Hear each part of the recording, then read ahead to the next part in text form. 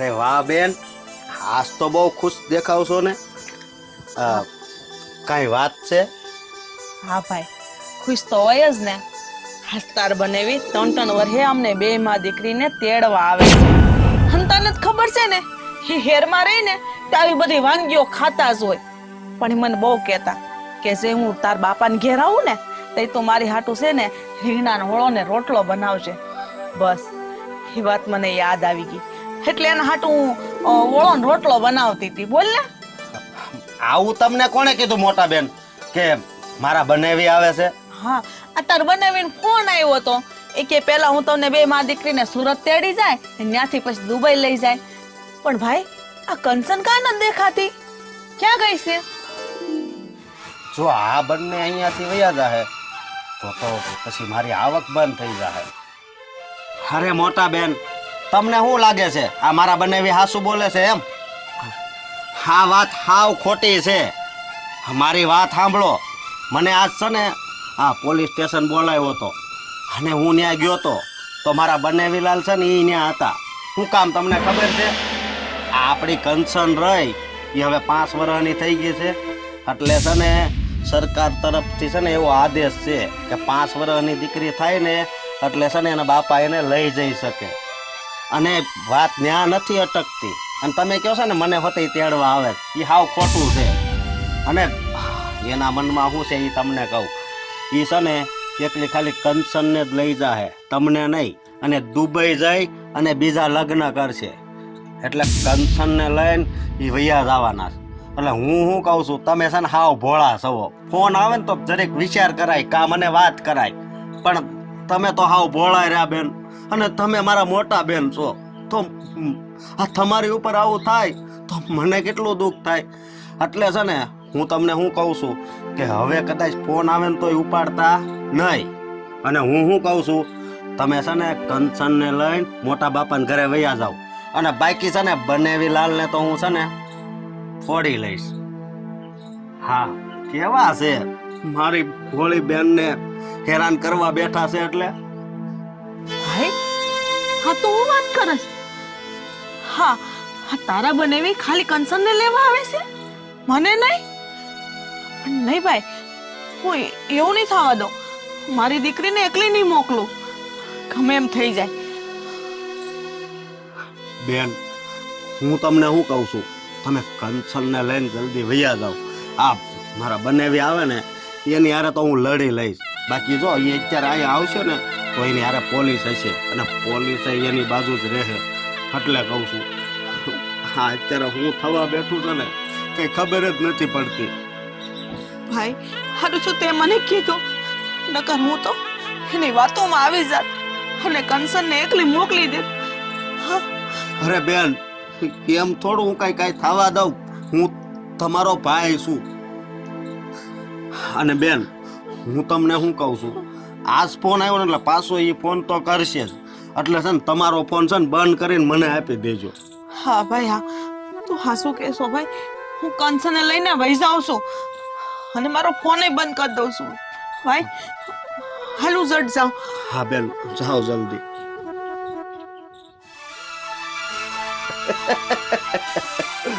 બેન ભોળા, હવે બનાવી આવે ને ફોટો હું અમદાવાદ જઈશ.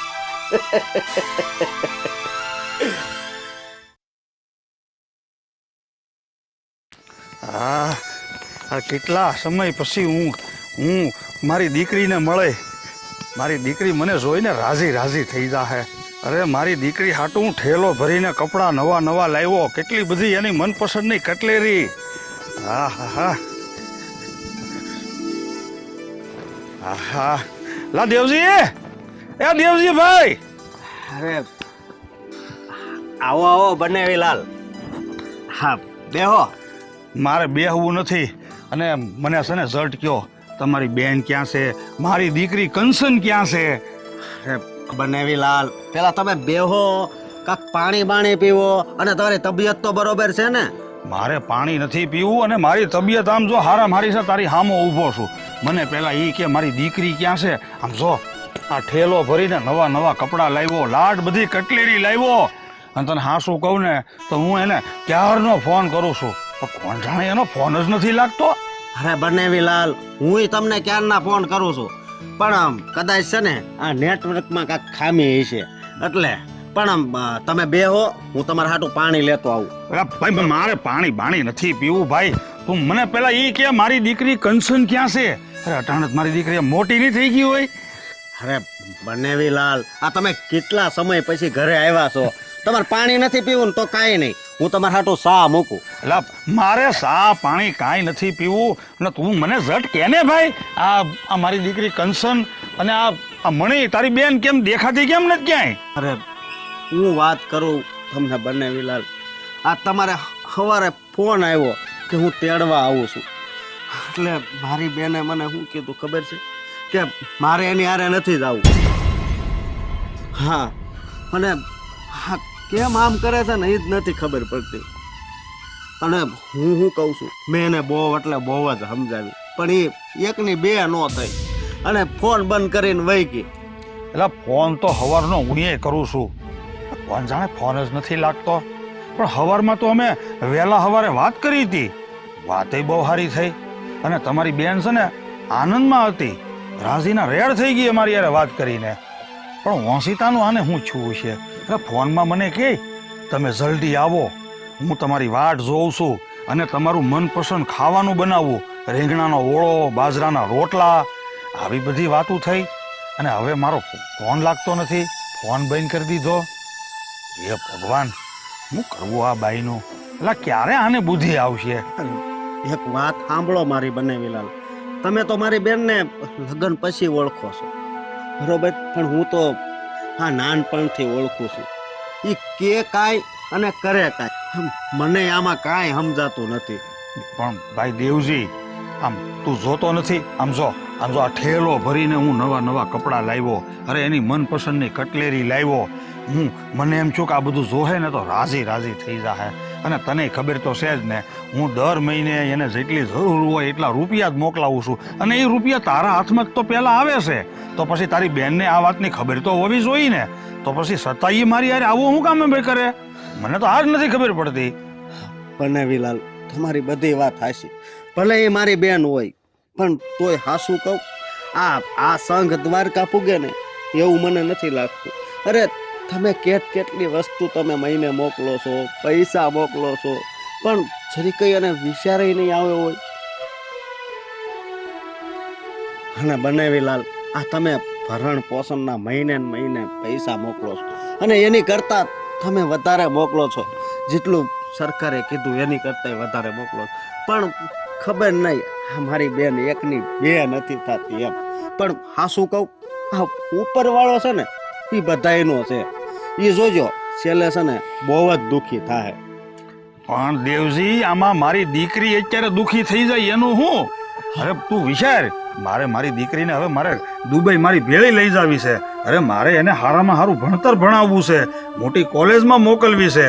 અને અહીંયા આ બિચારી મારી છોકરી અહીંયા ગામડામાં રહે તો એ એટલું બધું ભણતર ન ભણી શકે, એટલે હું એને અટાણે મારી ભેળી લઈ જવા જ આવ્યો છું. આ તમારી બેન ને મારી દીકરી કંચનને મારે અટાણે ને અટાણે દુબઈ મારી ભેળા લઈ જવા છે. યાર આવશે તો મારી દીકરી કંઈક કરશે. તમારી બધી વાત હાચી. આ તમે જો પૈસા મોકલતા છતાંય તમારે જે સમાધાન તો નથી થયું ને. તમારું મનથી તમારી અંદર તો સમાધાન થઈ ગયું બરોબર, અને તમે તેડવાય આવ્યા તો એ આવી, પણ મને લાગે છે કે કિસ્મતમાં છે ને હવે સુખ છે જ નહીં. પણ હવે દેવા મારે શું કરવું ને એ મને નથી સમજાતું. તું એક કામ કર, આ છે ને આ કપડાં અને કટલેરી ને એ બધું છે ને હું અહીંયા મૂકતો જાઉં છું. તો તારી બેન ને તારી ભાણકી આવે ને તો તું એને હથો હથ બધું દઈ દેજે. અને આ લે આ જો આ છે ને પૂરા બીજા 5000 છે. આ 5000 રૂપિયા તે છે ને તારી બેનને દઈ દેજે અને કહેજે કે હું આપતો ગયો છું. અને હું છે ને ફોનનો અખતરો કરતો રહી, જો ફોનમાં વાત થઈ જાય તો ઠીક છે, નકર હું પાછો અહીંયા એક દી આંટો મારવા આવે. ભલે બને એક વાત કરું, હા તમારી આંખ ઉઘડી ગઈ, પણ મારી બેનની આંખ ક્યારે ઉઘડશે? ઠીક થઈ દેવા, હવે હું છે ને અટાણે જાઉં છું અને હું પાછો તો આવે. તને હાસું કહું ને તો આ મેં મારા બાયુને ને મારી દીકરીનું મોઢું મેં 5 વર્ષથી નથી જોયું. અટાણે બે આવત તો સારું હતું. લે તઈ હું હવે જાઉં. હા બંને વિલાલ, આ વાતનું મને દુઃખ છે, પણ છે ને એટલો વિશ્વાસ રાખજો મારી ઉપર કે હું જલ્દીથી જલ્દી છે ને હા મારી ભાણકીને અને મારી બેનને ગોતીને તમને ફોન કરી દઈ. સારું સારું ભાઈ. હા, તમારું ધ્યાન રાખજો. હા હા.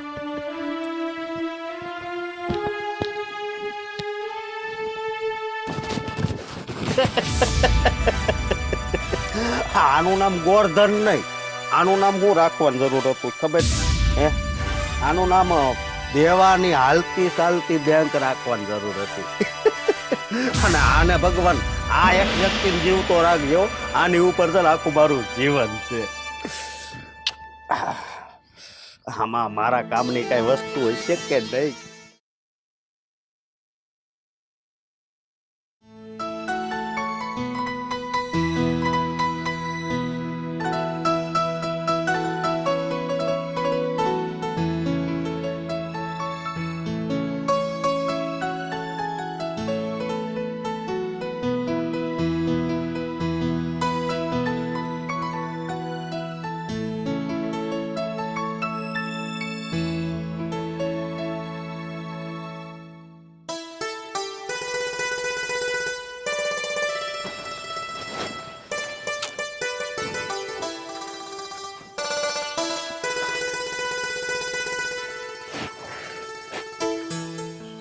કંચન,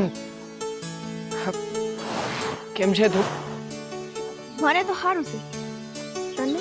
મને તો સારું છે, પણ તું જે બોલી રહી છે ને કંચન, એમાં અને મને જે આ દેખાઈ રહ્યું છે એમાં ઘણો બધો તફાવત છે. મેં તને કેટલી વાર કહ્યું છે, ચાલ ને કંચન, અહીંયા ગામડામાં રહીને આવી ખેત મજૂરી કરવી એના કરતા આપણે લોકો કોઈ મોટા શહેરમાં વ્યા જઈએ. તું હા બોલસ, પણ તું હંધુય જાણસ જ ને. હું એકલી તો કેમ આવું? મારી માને મેલીન હું ક્યાંય ન આવી શકું. અરે કંચન, હું એકલા જવાની ક્યાં વાત કરી રહ્યો છું? આપણે લોકો તારા મમ્મીને પણ સાથે લઈ જઈએ ને. અને આમ પણ આ ગામમાં ખેતી સિવાય ક્યાં કઈ બીજું છે? અને આમ પણ તું તો જાણે છે ને કંચન કે તારા સિવાય મારું બીજું કોઈ નથી. તો હું કરું? હા, તને ખબર છે દેવા મામા કેવા હેરાન કરે છે? મારી મા પાસે અવારનવાર બસ પૈસાની જ માગણી કર્યા રાખે છે ઘરે આવીને. અરે હા, તું શું વાત કરે છે? તારા દેવા મામા તારી પાસેથી પૈસા માગે છે? પણ શેના, કઈ વાતના પૈસા? એમાં વાત એમ છે ને કે મારા બાપા 500 વર્ષથી અમને પૈસા જ નથી મોકલતા. એટલે દેવા મામા હા 500 વર્ષથી અમને ખોરાકી આપે છે. એની ઉપર અમે હા બધું હાયલું રાખે છે. એટલે ઈ એવું કહે છે કે તમારે બે મા દીકરીને દાડી કરીને મને પૈસા ચૂકવવા પડશે. અરે પણ તારા બાપુજી આજ લગન તો પૈસા મોકલતા હતા, તો પછી હવે કેમ નથી મોકલતા? શું ઈ વાતની છે ને મને કાંઈ ખબર નથી, પણ મારા બાપા 500 વર્ષથી પૈસા નથી મોકલતા. પણ કંચન, એ ક્યારેય તારા બાપુજી યારે વાત કરી કે એ આ રૂપિયા કેમ નથી મોકલતા? મારી માં કહેતા હતા કે હું નાની હતી ને ત્યારે મારા બાપા મને લેવા આવ્યા હતા, અને મારી માએ મને એના ભેળી જવા નહોતી દીધી. અને એ પછીથી મારી માએ મારા બાપુનો નંબર એ કાઢી નાખ્યો છે. તો મારી પાસે હવે મારા બાપુનો નંબર નથી કે હું જાણી શકું કે ઈ પૈસા કેમ નથી મોકલતા. પણ કંચન, હા તારા બાપુજી યારે વાત કર્યા વગર તને ખબર કેવી રીતે પડશે કે હા આખી વાતમાં સાચું શું છે અને ખોટું શું? જો હું તો તને એટલી જ સલાહ આપીશ કે તારે ગમે તેમ કરીને તારા બાપુજીની સાથે વાત તો કરવી જ પડશે. તમારી વાત હાવ હાસી છે ગોપાલ. હું મારી માં આરે હા વાત કરવાની જ હતી કે તમે બાપુ આરે કંઈક વાત તો કરો તો ખબર પડે કે હાસું હું છે ને ખોટું હું છે. ગોપાલ, અત્યારે તો છે ને દેવા મામા અમારી પાસે દાડિયું કરાવે છે. હવે એનું શું કરવું ને? એ ખબર નથી પડતી. તું એક કામ કર, હા ગમે ત્યાંથી તારા બાપુજીનો નંબર ગોત. નંબર ગોતીને એકવાર તો વાત કરી જ લે. નહીંતર આ તારા મામા છે ને એ તમને માં દીકરીને સખેથી જીવવા નહીં દે. હા તમને લોકોને ઘરની બહાર કાઢશે અને ખોટે ખોટા હેરાન થશો તમે લોકો. ગોપાલ, અત્યારે તો છે ને અમારે ટેકા વગરનું ઘર છે. અમારે બે માં દીકરીને કોઈનો સહારો નથી. અરે આવું નહીં બોલ કંચન, હું તમારા લોકોની સાથે જ છું અને બને ને ત્યાં સુધી તમને લોકોને તકલીફ નહીં પડવા દઉં. જો તું આટલી બધી ચિંતા ન કર. આ ઉપરવાળો ભગવાન એ હંમેશા સત્યની સાથે જ હોય છે, એટલે એ આપણી સાથે જ હશે. ગોપાલ, અત્યારે મને તો બીજી કાંઈ ખબર નથી. બસ એટલી જ ખબર છે કે મારા મામાની દાનત હાવ ખોટી છે. એને બસ રૂપિયા જ દેખાય છે, બીજું કાંઈ નહીં. હા કંચન, મને પણ એવું જ લાગી રહ્યું છે. એવું લાગે ને તો હું પણ આ તારા બાપુજીનો નંબર ગોતવામાં તારી મદદ કરીશ. હા, હું પણ ગમે ત્યાંથી એમનો નંબર ગોતું છું. મને નંબર મળશે ને એટલે આપણે લોકો એની સાથે વાત કરી લઈશું. ગોપાલ, મારી માં શું કહેતા હતા ખબર છે? હું નાની હતી ને એ મારા બાપુને હું બહુ જ વાલી હતી. એ મારા વગર જરાય ન રહી શકતા. એનાથી અડગી મને ક્યારેય નથી કરતા. પણ ગોપાલ, આવું તો બની જ ન શકે કે મારા બાપુ પૈસા ન મોકલતા હોય. મને ભરોસો છે મારા બાપુ પૈસા મોકલતા જઈશે. મને તે આ વાતમાં દાળમાં કંઈક કાળું લાગે છે. એકવાર આ તારા બાપુજીની સાથે વાત થઈ જાય ને એટલે દૂધનું દૂધ અને પાણીનું પાણી થઈ જાય. પછી તો આપણે આ તારા દેવા મામાને પણ ફૂગી દઈશું. પણ જો સત્ય ખબર પડે તો